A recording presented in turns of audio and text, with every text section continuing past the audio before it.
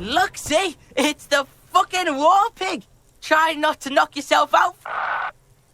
You belittled yourself before the Kuno. Now you must seek his forgiveness.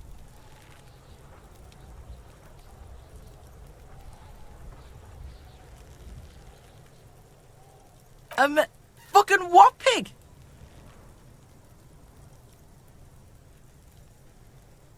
Yeah, how are we gonna make it up to Kuno, pig shit?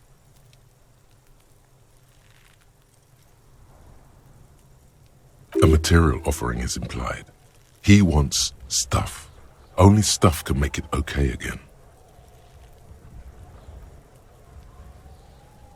Please don't waste time on nonsense. The lieutenant does not approve of this at all. Don't listen to the blind fuck, piggo. You're doing the right thing here, trying to get Kuno to like you again. You can pay tribute to Kuno with drugs, or cigarettes, or some wheels. Kuno could use some wheels. Motorized carriage shit. What are you doing?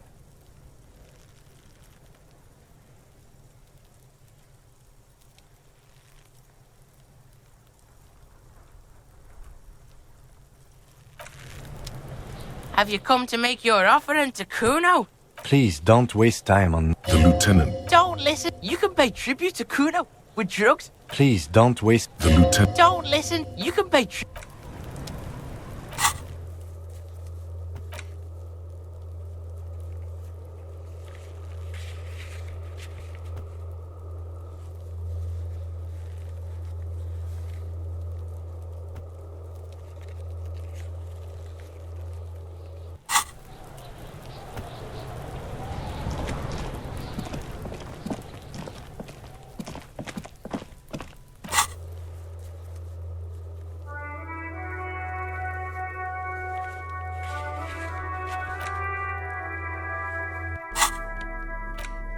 It's just a racist mug.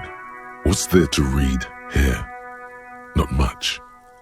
Oh boy, here we go.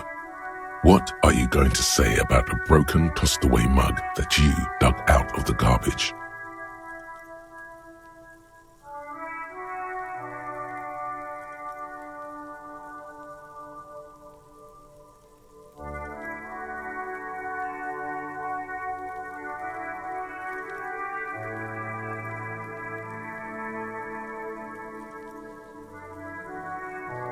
But it was in the trash. Why not just call it out when you see it?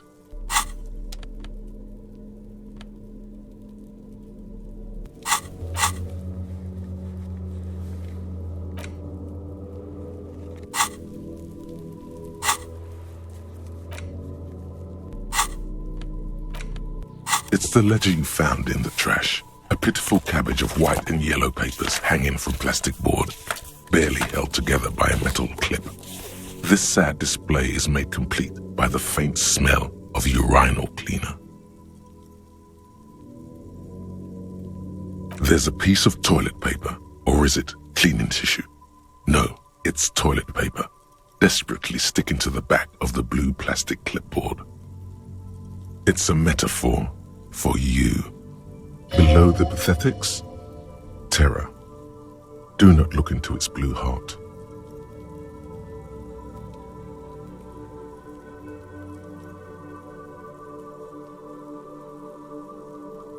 It's just toilet paper sticking to the back of the plastic clipboard.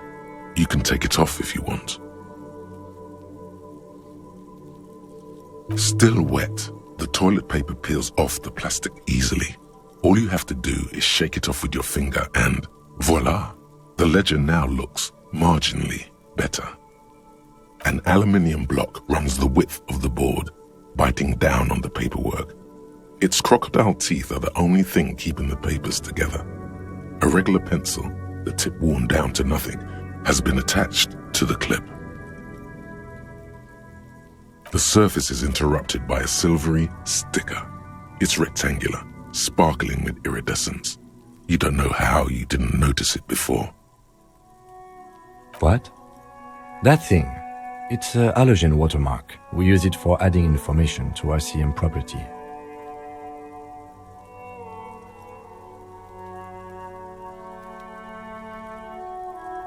Any capable light with the right wavelength will do.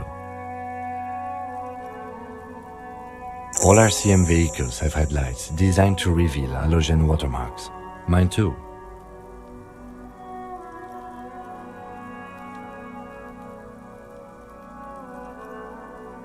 This means you can read the watermarks if you just turn the lights on.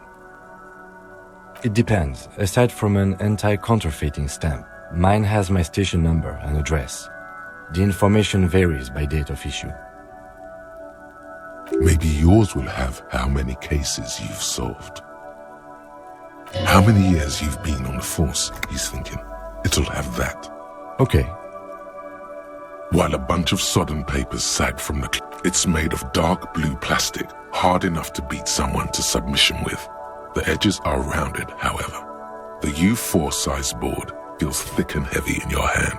Light shimmers on its wet surface. On the back you see the embossed letters, RCM. Blue. The blue heart. Don't look into it. Something rattles inside, ever so lightly. Is there? Permeables. It's not hidden per se. The compartment is made for permeable materials that would get damaged if something happened to it. The plastic shimmers like lapis lazuli, but it is not see-through. You cannot see to its center. With your hands, U4-sized pages hang from the clip screwed to the top of the board.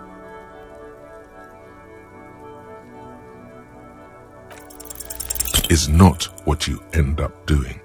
You squeeze the plastic to slide it open, but nothing happens. Then you bend it some, then crack it. A hot flash of rage comes over you. For a moment there, before it recedes, you feel as though you might just squeeze a tear of anger. The ledger quivers in your hand. As it shakes, the pages rustle. This pathetic mess suddenly afraid of you for some reason. The acidic stench of rotting food is rubbed off on the cellulose. It now forms the base of the experience. This base surrounded by a faint air of spoiled meat, the stuff of death itself, and then sprinkled liberally with the citrus zest of toilet cleaner. They're not exactly white. They're yellowed in patches by sunlight and alcohol and covered in dense blue handwriting. Ink escapes into watercolor patterns, reaching its tendrils across entire pages. The paper itself is checkered. Once in a while, there's a red stamp that exclaims, "Case files, commit to paper." The case files themselves are plenty. You count more than 100 sodden, crumpled up, earmarked pages falling apart in your hands. They appear to be sufficiently organized and extremely dense. If work, strife, poverty, the Jamrock Quarter. These are handwritten logs of investigations dating back to January 51, this year. The exact number is hard to estimate due to missing pages and an odd naming convention. But there are at least 20, maybe 30 cases undertaken, not completed, mind you. It's the middle of March. You have attempted 2 cases a week on average.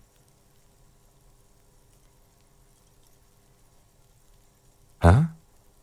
2 complex cases to undertake is a lot, yes. You really have to push yourself. I would not suggest it, lest you start making mistakes.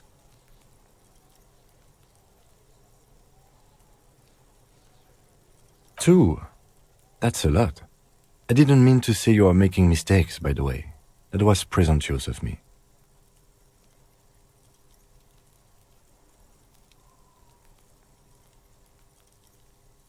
It's okay. We all make mistakes. Like a fan of gills, the checkered papers dry in your hand. The handwriting is extremely dense, if mostly illegible.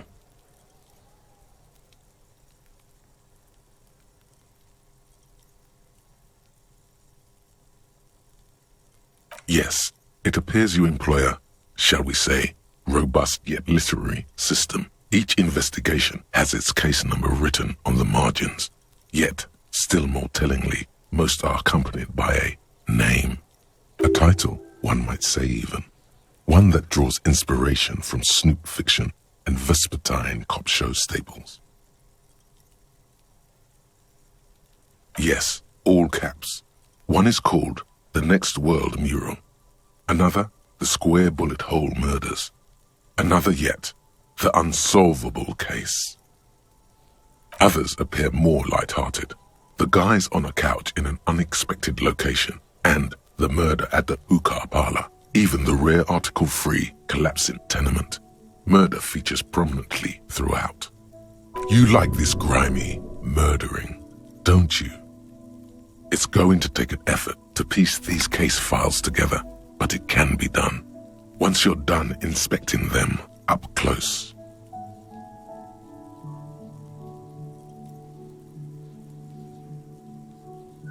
There is, for precisely one more.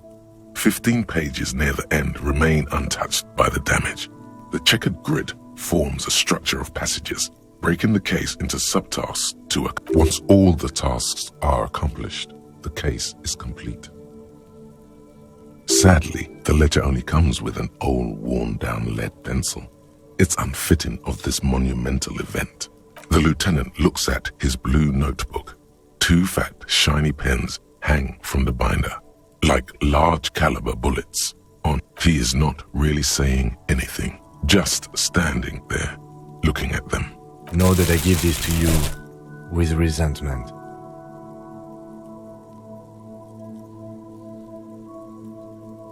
The tasks you've completed flow out of the blue oblong pen in a brash freehand uncannily similar to the rest of the letters. The wording comes easily. It's almost robotically simple. A language developed for mental rigor and simplicity. Inspect the victim's body. Get the body down. Interview the cafeteria manager. It's not exactly poetry, but poetry would be out of place. A satisfying slash sounds across the paper. You're done, it seems to say. And you, and you. Things to be done and things already done. The composition of reality. This is an extremely useful tool for a detective of the citizens' militia. Now all that remains is to name the case. No, actually. Any ideas?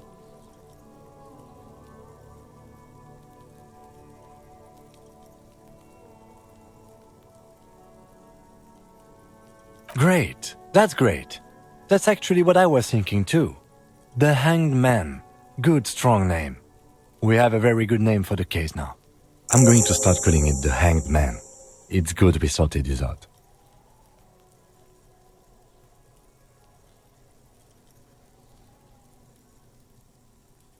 Yes, how very childish of you. In your and my defense, almost everyone in the RCM uses the titular system, in addition to the official alphanumeric.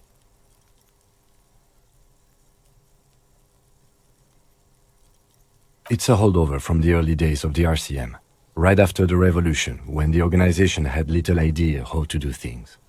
It persists in an unofficial capacity. Officers use these titles to refer to their work among themselves.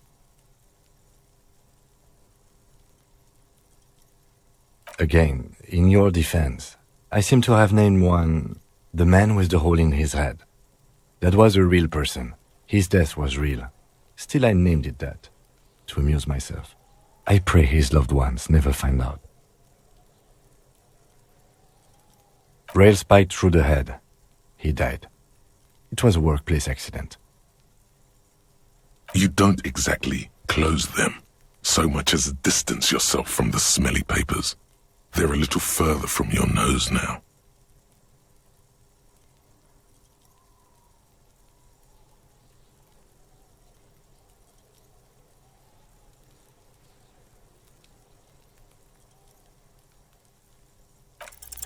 It's proving to be harder than expected.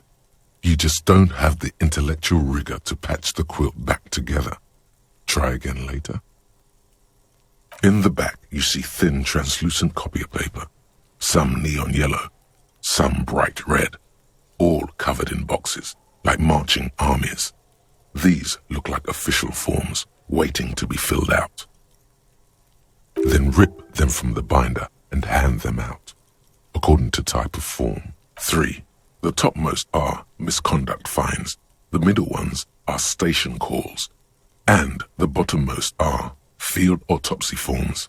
Each is easy enough to make sense of. You don't have to be an intellectual giant to do police work.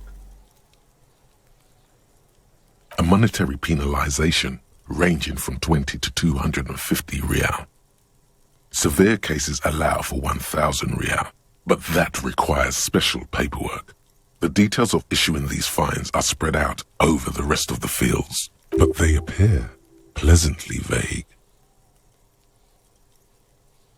These are quite sinister in tone. They give a date and time for the person to appear at the specified precinct police station. Below the call are the criminal charges you risk by not appearing. A dozen pages of thin copy paper, bright red in color. You see the parameters of a deceased human form waiting to be filled in. Age, sex, condition of internal organs, color of the irises, predation marks, condition of sexual organs. Yes, all that remains now is to fill those forms and hand them to people. Fines for wrongdoers, interview requests for bad guys, and field autopsies to dead guys. The rest of the stinking cellulose is much worse for wear. Being sandwiched between the board and the rest of the paperwork must have spared the fragile copier paper. Arson, petty theft, you don't exactly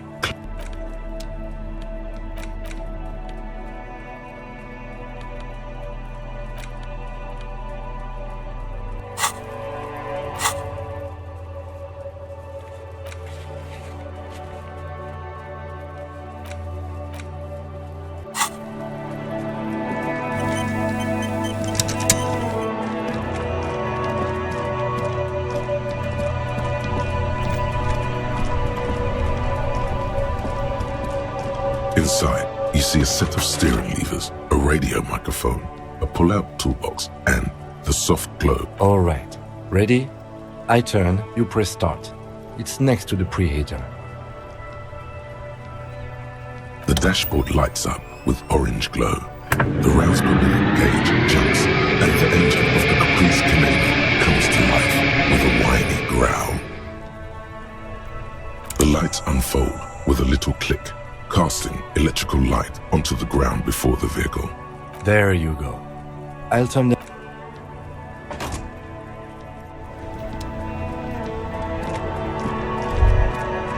As you hold your ledger's clip under the headlamp, an iridescent hologram appears. A street grid and the veins of a great river. A familiar sensation washes over you. There she is. Revachol West. Around the borders of the watermark are dozens, no, hundreds of micro-perforations. The rectangular watermark is overlaid with the logo of the RCM, and yet the major arteries of Revachol are all recognizable. They shimmer in the Kanema's headlights. A rat brazenly darts past you and disappears amongst the stopped lorries. In the distance, a child somewhere shrieks.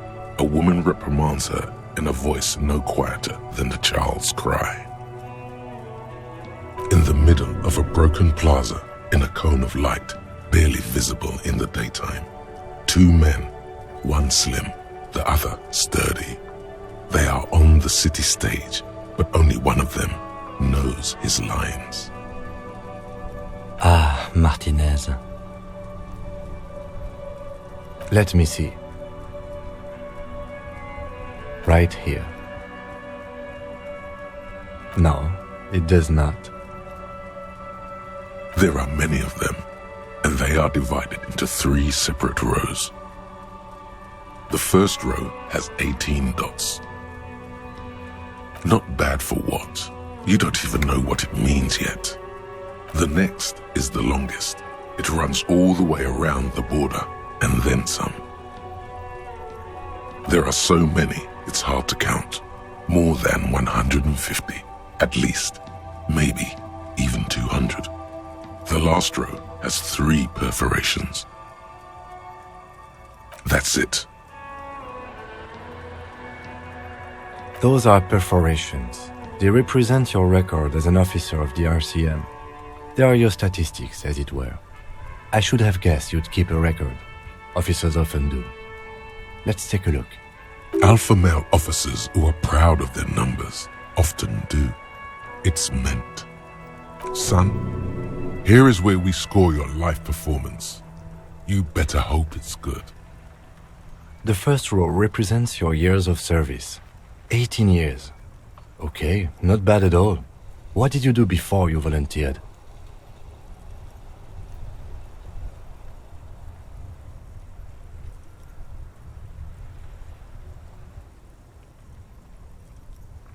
That's what it says. I might have guessed even longer based on your age. What did you do all those blissful years of your youth?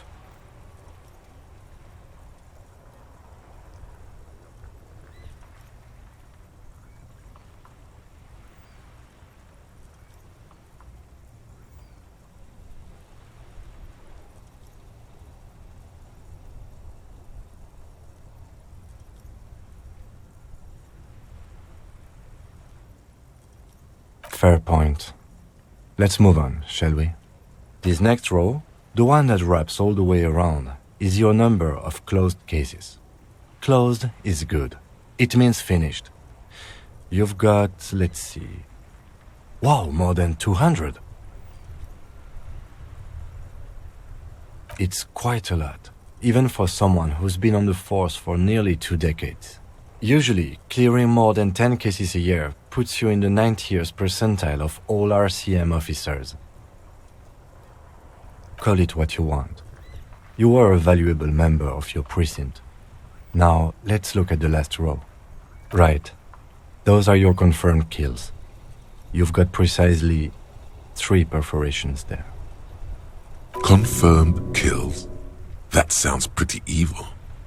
A drink would soften that feeling.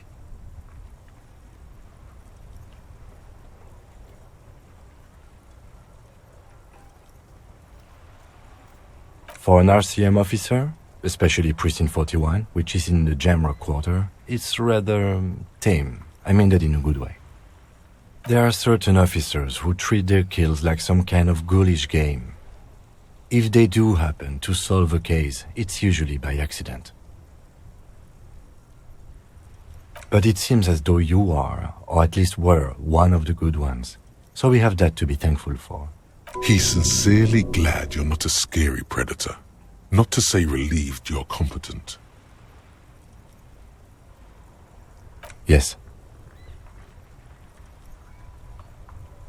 Everyone has their own method of coping. Some more effective or self-destructive than others. Personally, I find it helps to keep up a few hobbies. Oh, this and that. Let's not get into it now. Why not gardening? You've already got the gloves. It's meant in earnest. Please don't mistake it for a jab. The lieutenant nods. Right. I'll go turn off the lights. You can now see your statistics on your journal page, to the right of the task description.